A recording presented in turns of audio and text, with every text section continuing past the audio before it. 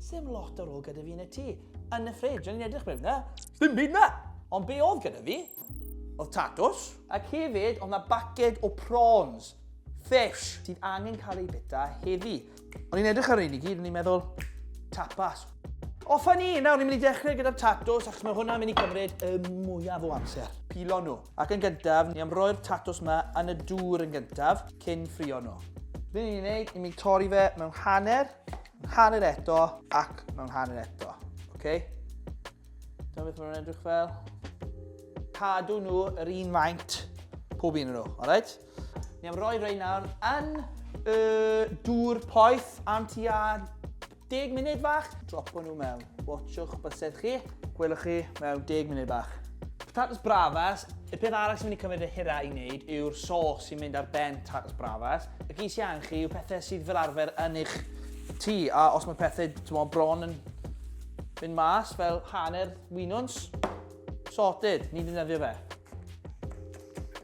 Nawr, os chi yn llefen ar darma, nag e bai fi yw e, alright? Bai y winwns mewn yw e, alright? Ah! OK, winwns, wedi chopo.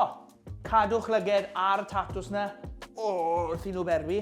Gres, mlaen, pan arno. Olew, olive oil. Ni am roi'r winwns yn y pan. Smidge bach o halen, pupur. Yn y cyfamser, mae'r tatws di wneud. Ni'n gwybod na, maen nhw'n fork tender fel la. A maen nhw'n dod off. Ni'n mynd i dreino nhw. So na chi, maen nhw wedi dreino, a ni'n gadael nhw chilo mas nawr. Ni am roi bach o chopped garlic, lazy garlic fi'n defnyddio. Paprika, so tua tablespoon. Roi'r chopped tomatoes i mewn. Ar ôl tua 2 munud o gynnio'r garlleg, ni'n rhoi hwn mewn. So mae hyn yn mynd i reducio lawr nawr am tua 20 munud. Chwff y cadw llygyd arno fe. Cael mam a dad i helpu chi. Ar y pwynt yma, fi'n mynd i adio bach mwy o halen. A jyst cadw fe mynd. Gyda'r tatws, ar ôl nhw bwr yn y dŵr, chi eisiau rhoi nhw'n fflat mewn rhyw dish fel la, jyst i cool it off.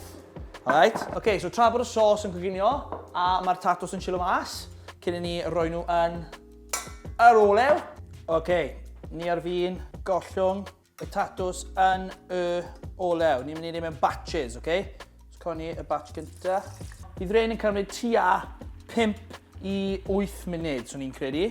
Bod rein yn barod nawr, lliw hyfryd neis. Pan maen nhw wedi gorffen, rwch tapydd nhw a rwch nhw mewn tray gyda bach o kitchen roll yn le. A gwrth i nhw dod allan, chi'n bwrw nhw gyda halen yn syth.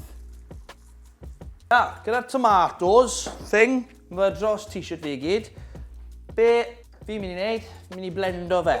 Jyst i cael ein fwy llyfn, neu os gyda chi hand blender, creciwch mlaen a wneud e ffordd na. Os chi'n ei mes, byd y becso, dyna'r hwyl.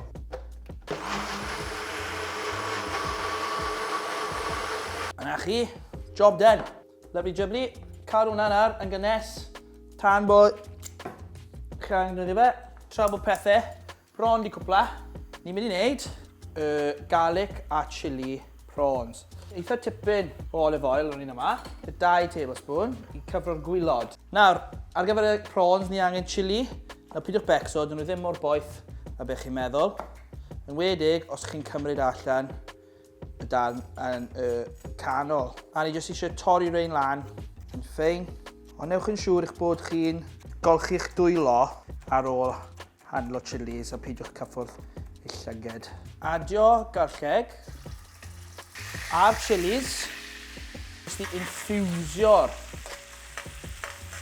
olew. Dyna ni, da'r prawns. Mae'r prawns dim ond yn mynd i cymryd rhyw munud a hanner ar bob ochr. So cadw lygyd arnyn nhw. Pinch mawr o halen. Squeeze mawr o lemon. Ac os mae fe gyda chi, llaw mawr o parsley. Just fel la. A wedyn, chi'n done.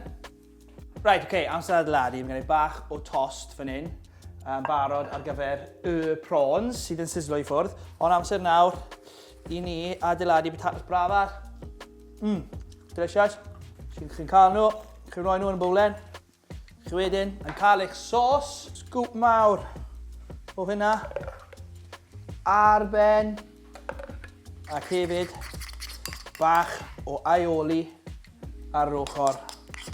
Hefyd, ac yna, edrychwch ar y prawns sy'n sizzlo fan hyn. Chi'n plonco'r un o fanna.